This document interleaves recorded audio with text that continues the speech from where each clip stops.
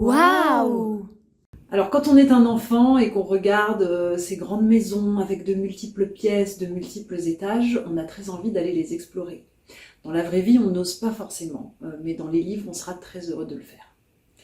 Alors moi, je m'appelle Camille von Rosenschild, je suis responsable éditoriale au Seuil Jeunesse et je vais vous parler de ce magnifique livre, À pas de loup, qui vous raconte un genre d'exploration nocturne dans une grande maison, truffée de surprises qu'on va découvrir. C'est un livre que j'aime énormément, que le public aime énormément aussi. C'est vraiment un livre intemporel et universel qui nous raconte l'histoire de deux enfants qui se réveillent en pleine nuit dans la maison de leurs grands-parents et qui décident d'aller tout simplement boire un verre d'eau dans la cuisine. Sauf que cette petite escapade nocturne va se transformer en une véritable exploration et qu'on va voir apparaître au détour des pièces des personnages qu'on n'attendrait pas, des animaux, un tigre, un boa.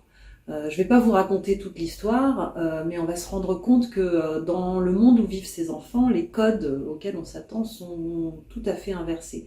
Qu'on peut évoluer au milieu des bêtes sauvages, en toute tranquillité, qu'on peut avoir pour animal domestique un anaconda, ou bien un perroquet, un énorme tigre. Ce livre, il peut être pris au sens littéral, comme le sont tous les bons livres pour la jeunesse, c'est-à-dire qu'on peut le lire comme une sorte de récit imaginaire.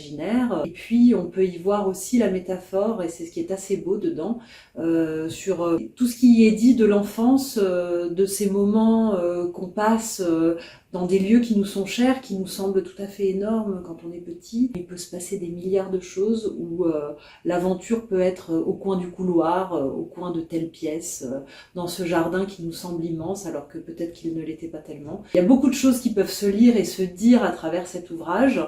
C'est pour ça qu'il est si riche, c'est pour ça que les enfants l'aiment autant. Donc À pas de loup, c'est vraiment un ouvrage important qui ne se démode pas, parce qu'il parle en quelque sorte de toutes les enfances. C'est pour ça que je vous invite à le soutenir et à voter pour lui dans le cadre de ce prix, car vous ne serez pas déçus de ce que vous allez y découvrir.